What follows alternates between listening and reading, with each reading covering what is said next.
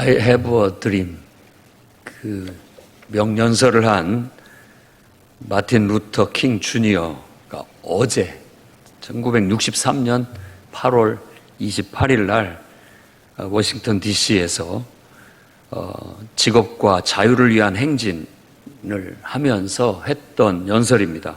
링컨 기념관 앞에서 했던 연설로 아주 유명한 아주 연설 중에 하나로 꼽힙니다.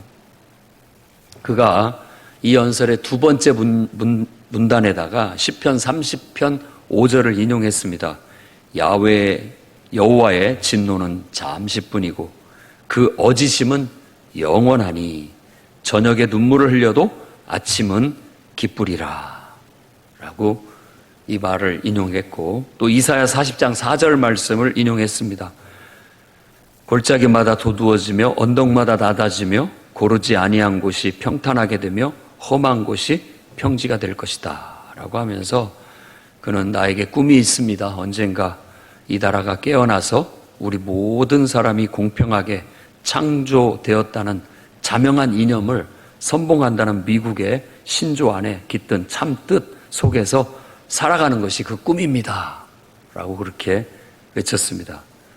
나에겐 꿈이 있습니다. 4명의 자식들이 피부색이 아닌 그들의 품성에 의해 평가받는 나라에서 살게 되는 것입니다 라고 명연설을 한 것이 63년 8월 28일 날이었다고 합니다.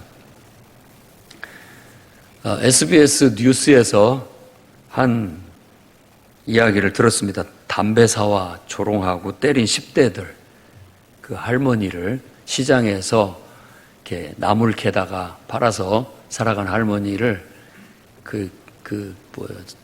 소녀상 앞에 바친 국화꽃을 이렇게 조롱하고 때리면서 담배 사오라고 했던 그 경악을 금할 수 없는, 요즘 애들이 다 그런 건 아니지만 일부 몰지각한 아이들이 그런 일을 했다는 얘기입니다. 그럼에도 불구하고 할머니는 자기 손자를 생각해서인지 용서하겠다고.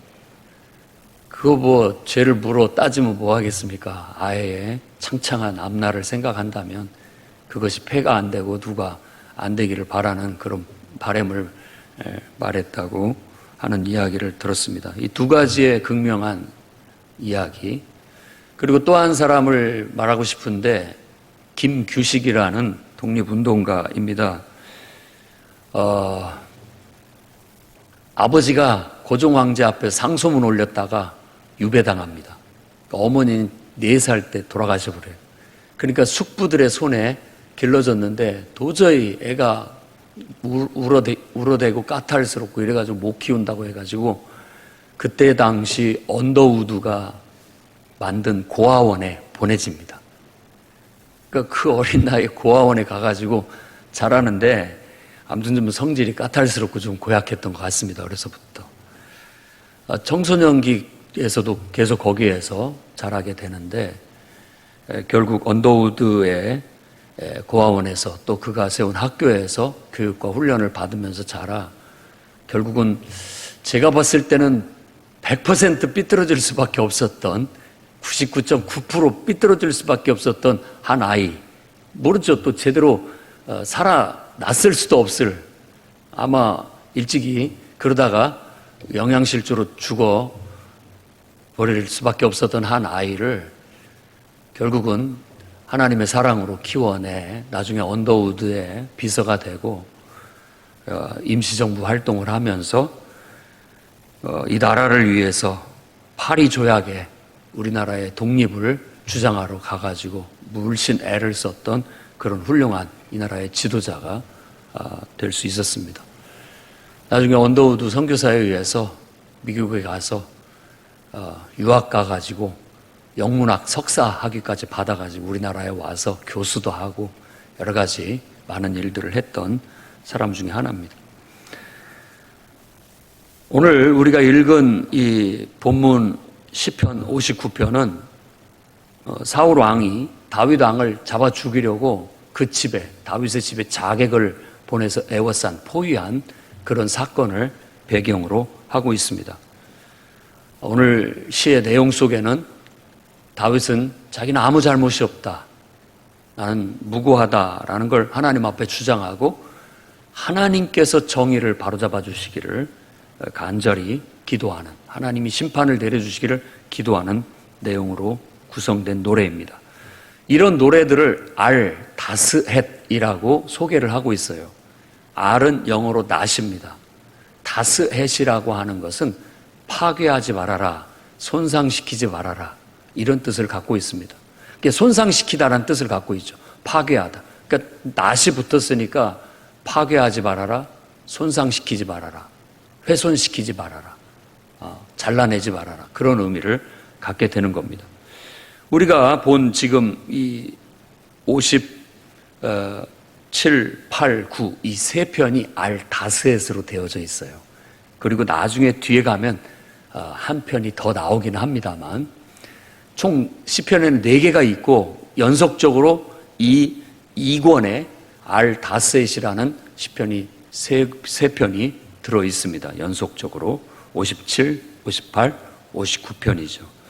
그래서 저는 이 세 편의 다스헷, 너는 파괴하지 마라, 함부로 여기지 마라, 망치지 말아라, 이것만큼은 꼭 손상시키지 말아라 라는 의미로 이 뜻을 해석하여 우리가 손상시키지 말아야 할 소중한 가치 3가지를 여러분과 함께 나누고자 합니다. 그 첫째는 신성한 권위를 지키자는 겁니다. 이 권위를 함부로 손상시키는 것에 대해서 우리 그리스도인들은, 성도들은 주의를 해야 되겠습니다. 세상은 권위를 함부로 여기고 특히 르네상스 운동 이후 자유주의 물결 속에서, 그 사상 속에서 자칫 그걸 잘못 받아들이는 사람들에 의해서 왜곡된 행동들이 나타나는데, 그 자유가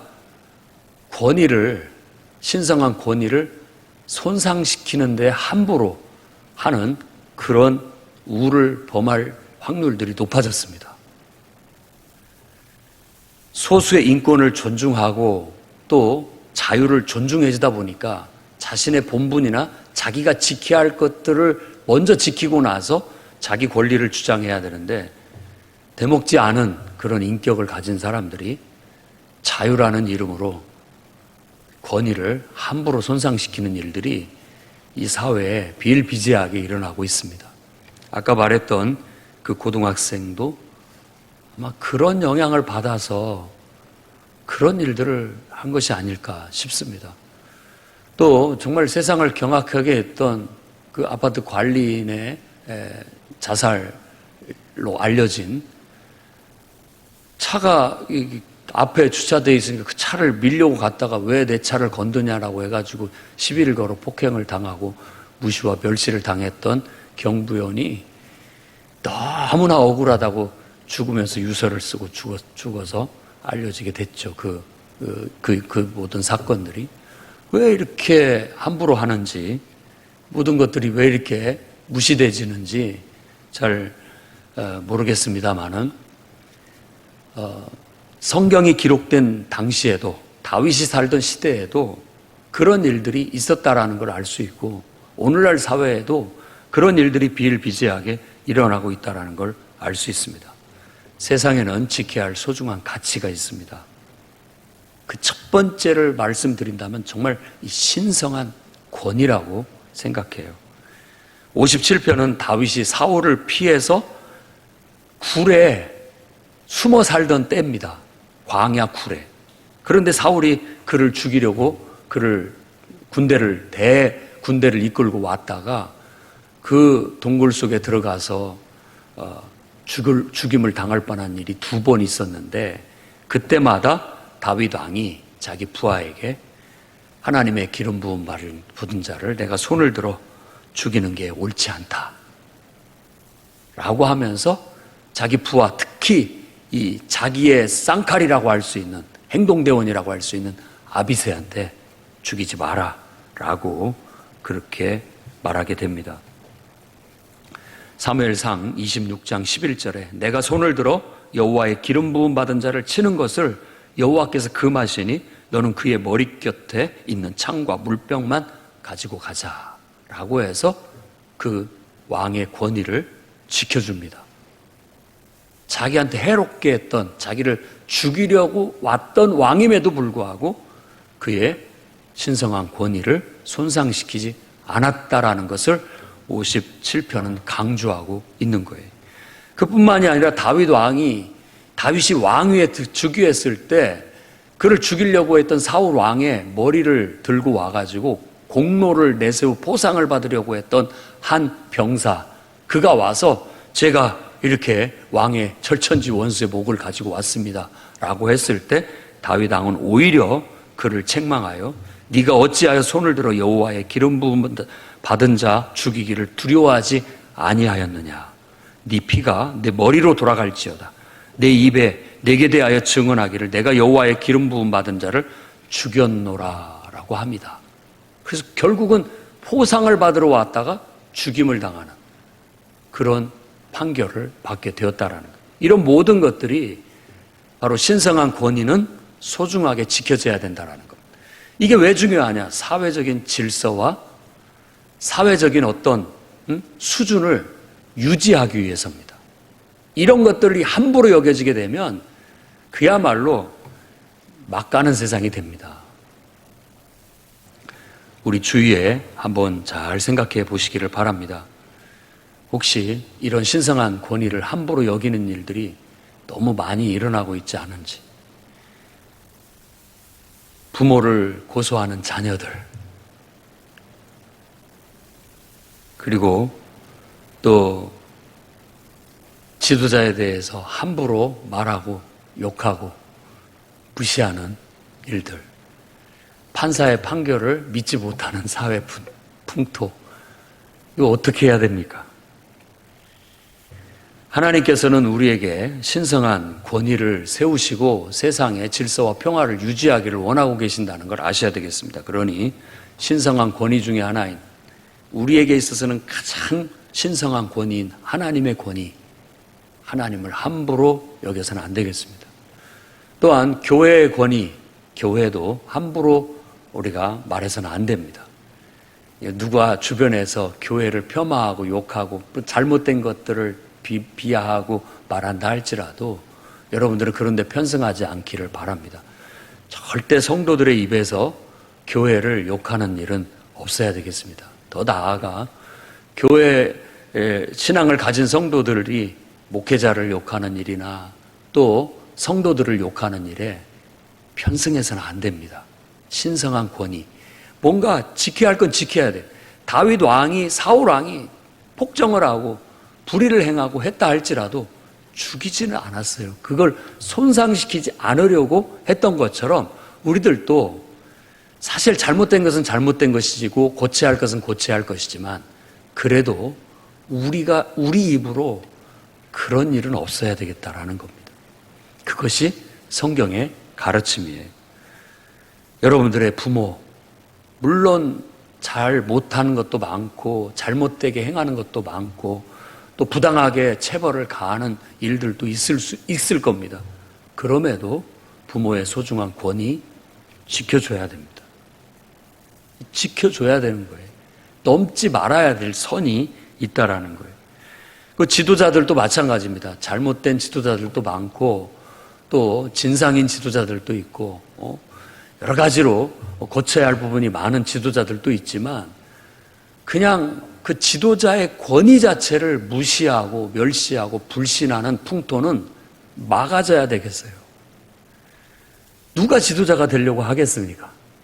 그렇다면 누군가는 총대를 메야 되고 그 무거운 짐을 지고 봉사하고 정말 공동체를 위해서 헌신하고 일해야 되는데 그 권위를 지켜주지 않는다면 이 사회가 어떻게 되겠냐고요. 공동체가 어떻게 되겠습니까? 또한 교사의 권위 지켜져야 됩니다. 물론 못된 교사도 있고 함부로 하는 교사도 있고 잘못한 교사도 있을 수 있겠습니다만은 그럴지라도 잘못은 바로잡혀야 되고 잘못된 것은 고쳐져야 되겠지만 그 권위 자체는 지켜져야 이 사회가 유지되고 수준 있게 사회가 세워져 나갈 수 있게 된다라는 사실을 우리가 공감해야 되겠습니다. 그러니 오늘 말씀을 듣고 여러분 주위에 여러분들이 지켜야 할 신성한 권위들, 그래, 때로는 부당하지만 그래도 잘못은 바로잡아야 되겠지만 이 신성한 권위는 근엄하게 위험 있게 지켜짐으로써 이 사회가 질서가 잡히고 또 수준 높은 사회가 될 수 있다는 것을 공감하면서 우리 성도들이, 그리스도인들이 앞장서서 그걸 수호하는 그런 수호 천사들이 되시기를 주의 이름으로 축원합니다. 두 번째로는 지도자의 명예를 지키자는 겁니다. 58편의 주된 가르침입니다. 시편 58편에 세상에는 지켜야 할 소중한 가치가 있습니다. 그 두 번째는 저는 지도자의 명예라고 말씀드리고 싶습니다. 58편은 통치자들이 침묵하고 있다라는 것을 책망하고 있는 겁니다. 이 말은 지도자로서 자신의 본분과 책무를 다하지 못하거나 왜곡하고 있다라고 말하는 거예요. 그러니까 자기의 맡은 본분과 책무를 다하지 못하거나 잘못 사용하게 됐을 때 명예가 땅에 처박히게 되는 겁니다. 내가 지도자라면 내가 어떤 본분과 책무를 가진 맡은 사람이라면 명예를 걸고 책임을 다할 줄 아는 그런 명예를 소중히 여기는 사회 풍토가 우리 그리스도인들을 통해서, 성도들을 통해서 실천되어지기를 바랍니다. 우리가 보고 있는 지도자들 중에는 이 명예를 실추시키는 지도자들이 있고 또 자신의 어떤 지휘력 또 권한을 정당하게 활용하지 못하고 왜곡되게 활용해서 오히려 사회적인 폐악이 되는 일들이 많이 있습니다. 시편 58편도 그와 같은 지도자의 악행을 지적하고 있고 하나님이 심판해 주시기를, 정의를 바로잡아 주시기를 기도하는 바로 알다스엣이라는 노래가 되고 있는 것입니다. 나는 지도자가 아니니까 나에겐 해당되지 않겠지라고 생각하실지 모르지만 우리 모두는 다 지도자라고 생각해야 됩니다. 내 위치, 내가 어떤 존재하는 그 위치에서 나는 어떤 영향력을 갖고 있다라는 거예요. 그런 의미에서는 크고 작고 그걸 떠나서 우리 모두는 어떤 면에서 지도자적인 위치에 놓여져 있다라는 뜻입니다. 그렇기 때문에 자기의 있는 위치에서 자기 본분, 자기 책임, 자기 역할을 충실히 하는 것이 그것의 명예를 지켜주는 거예요. 여러분들은 어떤 위치에 어떤 책임을 맡고 계십니까? 직장에서도 나름대로 직책이 있고 그 직책에 따른 책임이 있을 겁니다. 그것을 정말 성실하게 잘 해주면 그걸로 인해서 많은 사람이 유익을 얻고 도움을 얻게 될 겁니다. 그랬을 때 그 직책이 명예로운 직책이 될 겁니다. 그러나 그 직책을 왜곡되게 활용해서 공동체를 위해서 활용하지 못하고 일신의 이익과 이기적인 욕심을 위해서 잘못 발휘하게 되면 그거야말로 그 직책으로 인한 폐단, 악행이 되고 말 거예요. 누구나 다 마찬가지입니다. 그리고 자신에게 그런 중요한 책임을 맡겨줬음에도 불구하고 무책임하게 그것을 제대로 감당하지 못하게 되면 욕을 먹게 될 겁니다. 비난을 받게 될 거예요. 여러분들은 지금 뉴스에서 떠드는 많은 지도자들을 욕하고 저것밖에 못하나, 왜 제 일을 제대로 똑바로 못하나 욕하고 있지만 우리의 이 가리키는 손가락을 잠깐만 생각해보고 여러분을 가리키는 손가락이 세 개가 있다라는 걸 아셔야 됩니다. 하나는 하늘을 향하고 있고 하나는 그 상대방을 향하고 있고 나머지 세 손가락은 나를 향하고 있어요. 그러니까 나를 돌아봐야 됩니다. 내가 온전하고서야 다른 사람을 비난할 수도 있고 판단할 수도 있는 것이죠. 내가 내 본분과 내 역할에 충실하지 못하면서 누구를 욕한단 말이겠습니까? 자신의 명예, 내 이름 석자를 건 명예를 소중히 여길 줄 알고 자기 이름에 책임을 질 줄 아는 사람이 돼야죠. 누군가의 말처럼 나이를 먹어가고 어른이 됐고 성숙되었다면 자기 이름 부끄럽지 않을 만큼 삶을 살아야 되겠고 자신의 본분에 충실했다.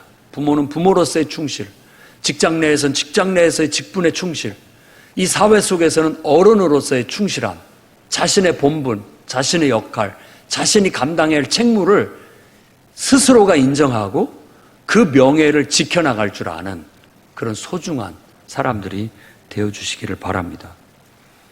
그래서 저 또한 늘 정말 무거운 짐을 갖고 있습니다. 목회자로서 모범을 보여야 될 텐데, 또 사회적인 지위와 위치가 있기에 그게 걸맞는 명예를 내가 지켜내야 할 텐데 하는 생각들이 있습니다.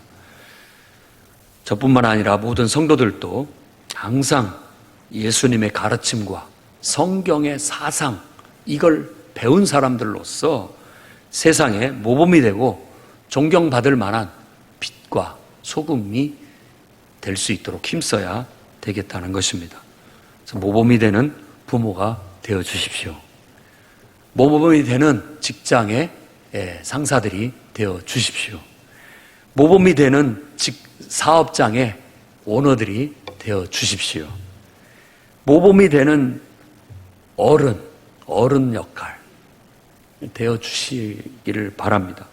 모범이 되는 지도자가 되어 주시고 모범이 되는 교사, 그런 존재들이 다 되어 주셔서 각자가 처해진 위치 속에서 명예롭게 자신의 본분과 책무를 다하는 성도로 살아가 주시기를 주의 이름으로 축원합니다.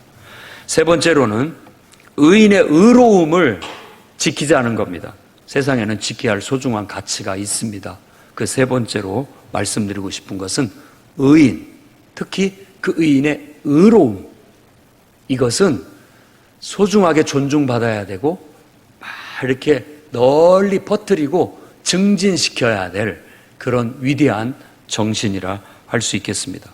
시편 59편, 우리가 읽은 이 시편에 사울 왕이 사람을 보내서 다윗을 죽이려고 했는데 사실 다윗은 무고한 사람이에요. 의인이에요. 그가 잘못한 게 없습니다. 그는 전쟁에 나가서 용맹하게 싸워서 공적을 올렸고 누구보다도 능력 발휘를 잘 해냈고 또 누구보다도 존경받을 만한 인품과 신앙의 인격과 능력을 가지고 있었어요. 딱 그것밖에 없어요. 죄가 있다면 능력이 탁월했다는 거, 죄가 있다면 많은 사람들한테 존경을 받는다는 거, 그게 죄였단 말입니다. 그런데 사울 왕의 왕으로서의 지도자로서의 왜곡된 판단으로 인하여 그가 자기의 왕권에 위협이 된다라는 그 이유로 그 의인을 세상에서 짓밟고 없애버리려고 했다라는 겁니다. 사회의 폐악이죠. 묘합니다. 묘해요. 의인과 의로움은 존경받고 널리 추앙받아 마땅한데 이상한 정치 논리 속에서는 그런 의인을 짓밟고 죽여야 자기가 살아남는다라고 생각하는 폐단이 있다라는 거예요.